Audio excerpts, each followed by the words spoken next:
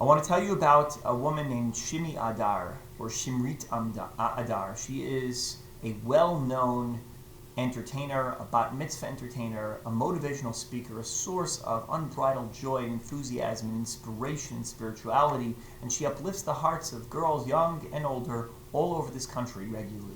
She was interviewed recently on a podcast known as Meaningful People.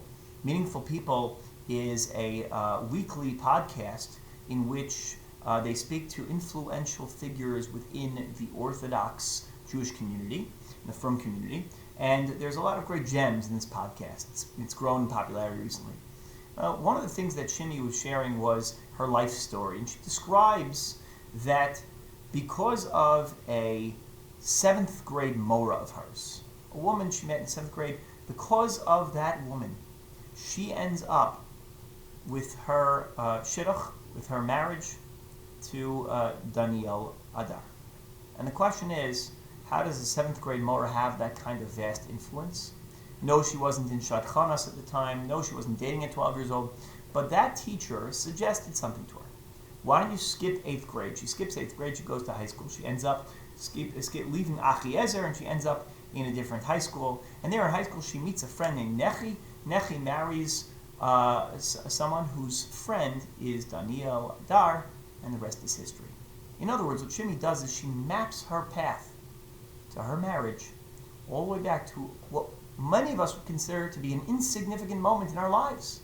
Someone we meet back in the day who suggests something, and it creates a ripple effect. It creates a series of events. This connects to something fundamental in this week's Parsha, and I think something profound that we could all engage in this time of year around Rosh Hashanah and Kippur.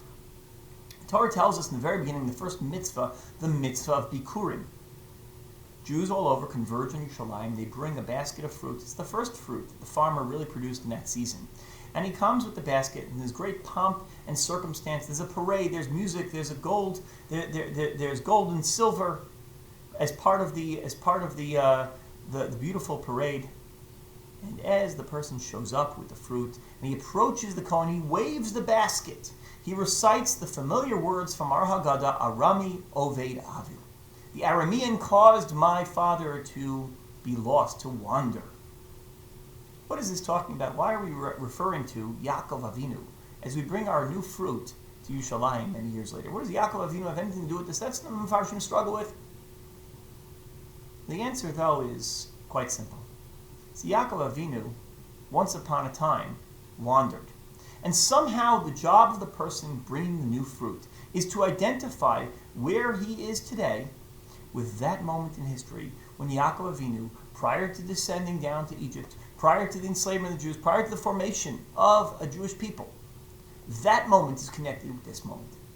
What we have to do when we bring the new fruit is we have to chart our spiritual course. How did we get to where we are today?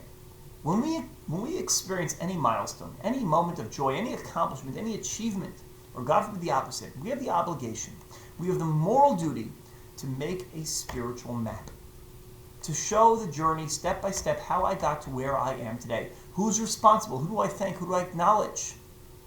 And what do I have to do differently if I'm to achieve even more or to do better next time? It's not enough to bring a new fruit to Jerusalem. I have to tell you, this fruit didn't begin its journey when I planted a seed in the ground and I watered it and I prayed. It began thousands of years earlier with Yaakov Avinu. We make a spiritual map with our achievements. We have to do so when we acknowledge the good things in our lives. Who did I meet in my life who influenced me in such a way that created a decision that caused me to veer down a certain path, right or left, that enabled me to make another decision, and yet another decision as a consequence, a spiritual butterfly effect, that I ended up to where I am today with the blessings and the gifts and the wonderful people in my life who I cherish. How did I get there? I have to look back and reflect with a true sense of introspection to understand how I got to where I am today. But this is appropriate not only for appreciating the wonderful things in our lives, it's also important when we engage in introspection, in tshuva.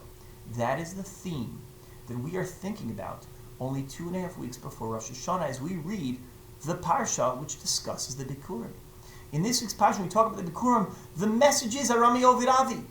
What decisions, what steps did I take in my life that led me to where I am today? And sometimes it's less than honorable. Sometimes it's things that I'm embarrassed about. Sometimes it's unpleasant to unearth those mistakes. What did I say? What did I commit? What did I omit? Who did I mistreat? Maybe I spoke Lashon Hara at one point, and that led me down a path to where I am today.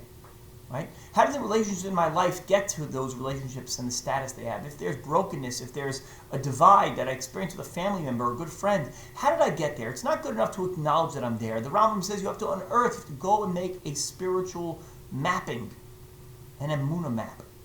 How did I get to where I am today? The Kotzker Rebbe Zatzal was very much aware of this obligation to know where you got to today. When the Kotzker Rebbe went back to his hometown of Garaj, when he visited his hometown, where he started out and became this great and spiritual leader, who did he visit? Did he visit some dignitary? Did he visit some great Rebbe? The Kotzker Rebbe, or Menachem Mendel Morgenstern Zatzal, made a beeline for his kindergarten Rebbe, the man who taught him the Aleph Beis. Because the Kotzker Rebbe knew that without that Aleph Beis, he was nothing. Without the sweet first Jewish letters, there's no way he could have become the lettered person that he was. And that's what we must engage in. As we stand now in the moment of Elul, in the heart of Elul, in the moment of Tshuva, how did we get to where we are today?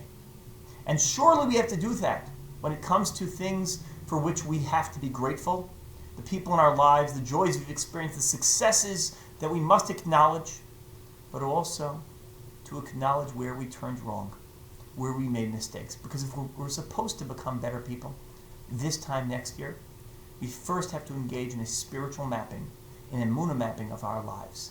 It's not just an exercise for a spiritual speaker who talks about where she met her beshert. We can all talk about where we met the people in our lives. We could all engage in this. And that's what the Arami Ovid Avi process is asking us to do. Shabbat Shalom.